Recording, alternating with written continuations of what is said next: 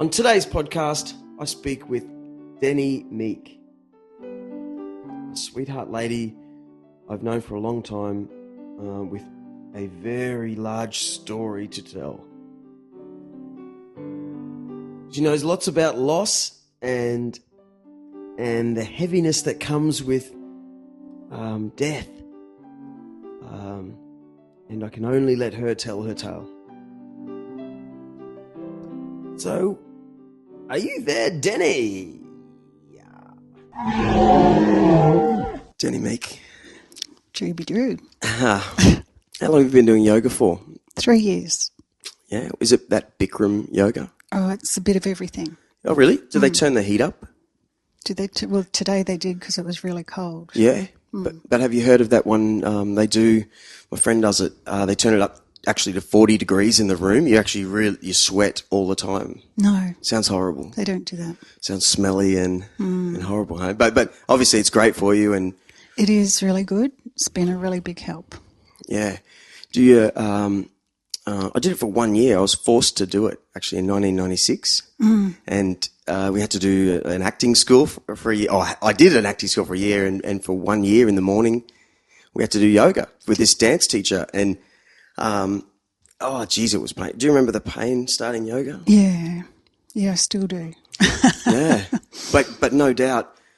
I'll put it this way: we started, and they explained it to us perfectly. You know, when you're trying to bend slowly forward, she said, "Can you feel that hot blood like seeping into new areas? You know, as you lower your spine a bit at a time." Yeah, and since that day, I'm like, yeah, that's actually that good burning feeling. It's actually that if you concentrate on the blood going into those areas. But this was a group of 22 students of all, but at the end of the year from doing yoga every morning, and that's all we did, all our muscles were all thin and long and lean, and every muscle was defined. It was really cool. Gee, that's nice. Like an experiment on stretching. Very good. Yeah. And you're meant to do it consciously. You're meant to be aware of what you're exercising as you do it. Meant to really be in your body. It's a mind, body, spirit thing. Yeah. What do you mean? Like, do they play music? No. Right. No, I have a really good yoga instructor at the moment, and it's just lovely. She's great. Does she do things like, okay, and band and 3? Yeah, she instructs us all the way. Yeah. We have relaxation for 10 minutes first, so we're just relaxing our bodies, and then we do an hour of yoga, and then we do some breathing, and then we do half an hour of meditation. Wow. So I've done all that this morning. Wow. Yeah. It's lovely. So how do you meditate? At the yoga class, on our backs, Yep. covered up because it's really cold in the little hall where we do it, and she'll just get us to breathe, relax our bodies bit by bit by bit. Then she'll take us through every single limb, right hand thumb, index finger, third finger, fourth finger, fifth, palm, back of hand, wrist, forearm, etc. Just bring your consciousness into your body. Wow. And she does that for the whole body, and then will take us somewhere else. Do you ever, so it's all in her hands then. If you don't have a great instructor, you listen. Yes. Yeah. And it's really nice to have somebody else's voice take you rather than having to have the discipline of taking yourself there. That's what I find. Yeah. There's, because I struggle with that. Whether it be it at high school or something, I'm always judging the person too much. Yes. Judging their voice. So yes, I know. I really have learned that at this age in my life that that's my issue. Yeah. I love learning things. Yes. But I can get hung up. Yes. Same with religion and things. Actually, yes. I can't get over the guy who's trying to teach me the religion. I can't get past. You've got to build a trust in that person, don't you? That's how it works. Or how about this? When new people come in the group, and you can sense that they're not on the same level as you. You've been there for 3 years. Yeah. Yeah? You're busy observing them. Yeah. Picking their issues. Yeah. That yoga we did, it had. Oh no, actually, the class had meditation in it. They cleverly didn't call it meditation. We were constantly trying to be taught how to not think. Just try and for every day, actually not think. I just don't find time. I never do that ever at all anymore. I did it. Actually went from doing that to racing cars. And there was a time where I was still doing that stuff. And like everything good was happening because I managed to escape everything, even in the helmet before racing and stuff, at all those critical times when it's all chaos and to just actually, just try and not think. And then it's like you're resetting. Because you might have had some sort of incident in the car park that you're fired up about. Helps you recenter again, doesn't it? Our yoga instructor will take us through, today, think of your navel, your belly button, and start at 21 and count down your breaths from 21. Just watch yourself breathe in naturally. Breathe out naturally, that's 21. Next one, watch yourself breathing, and that's keeping you in your body. Right.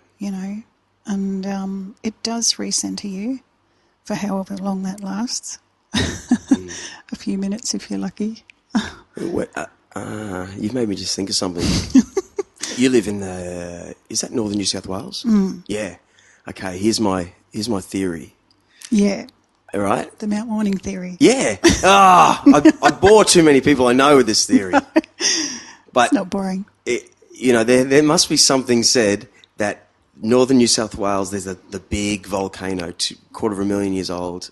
I keep saying that, it's probably wrong. Yeah. But for some reason, and when I say the word hippies, I don't mean that's a bad thing. I just say it's a fact, yeah?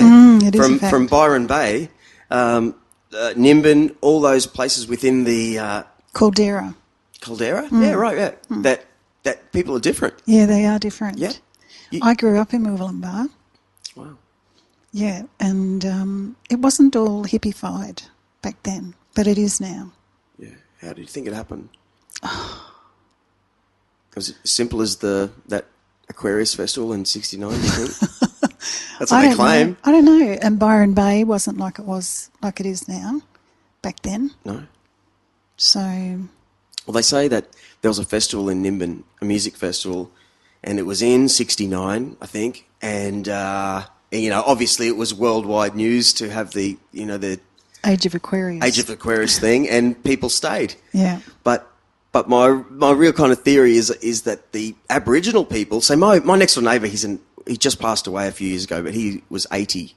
So he's lived in his father moved into the Currumbin Valley, one of the first white guys, and built a house there. So they knew the original Aboriginal tribes. And he always said on our side of the Currumbin Valley, the Aboriginal people wouldn't go there because that's where they bury their dead on our side, right, of the valley. But on the side that I look at every morning, that's actually the Caldera Rim. Yeah. So and the Aboriginal people would only stay within the rim. Yeah, and in that, forgive me, I don't know the actual name for Mount Warning. I've been told it 100 times, but yeah, that's for some reason the Aboriginal people consider this a very special place. So I would say that us bumbling white people just fall in there and go, there's something about this place. Wouldn't you say? Yeah. Because definitely in Surfers Paradise, there's not a lot of hippie action. No, really, there isn't. It's totally different than North End from the south, isn't it? Just like that. And same with Currumbin Valley. You go on our side of the hill, it's just not there. Just isn't. What are you doing? Taking my cues. Yeah. So, time for a tea sip. Yeah. Cheers to you. Thanks for coming in. It's a Saturday. Thanks for having me. Yeah. I found myself in one of those funny situations last night at a gig. And I was, I had the whole pub, they weren't doing something right. They'd sort of I couldn't believe how lackluster they were with promotion and sort of things. And I should have got in my car and thought about nothing. Yeah. Because that carried through. I should have been enjoying myself. For the first 45 minutes, I was just like, yeah, look at that. They didn't even do this. Like, you know. And it was a mate that I hadn't seen for 15 years. Just by the look in his eyes, I went, yeah, I could have dropped that an hour ago. That frame of mind, just by not thinking. Yeah. Yeah. That's the thing with air signs, isn't it? Yeah. Hey, I mean, when I met you, okay, we were at the Castle Theatre restaurant. And the Castle Theatre restaurant, when I worked there, had 3 phases. There was the first incarnation. Yeah. I don't know how long you were there before me, I'll be honest, but here I go talking too much. No, I remember the night you started. Yeah, but You fit straight in. I loved him. We loved you. Ah, I heard there was someone new coming for your position. I thought, here we go. I'm going to be observing this person. wow. You know how you do. Yeah. And I didn't need to observe you. As soon as I met you, looked in your eyes, I thought, I like this man. Excellent. And you fitted perfectly. I felt like I did too. It was lovely. We all loved you. Yeah. We scooped you up and just loved you. Me too, though. And I really needed people in my life then, you know. Truth be known, I wasn't actually speaking to my family at all. Wow. I'd been fired from my race team. Wow. You know, my dad's race team. Yeah. But it just rocked my world. It made me realise who I was in the world. I was kind of driving a sprint car for my dad's team and he fired me in Warrnambool in Victoria. I found myself alone. That was it. The truck left.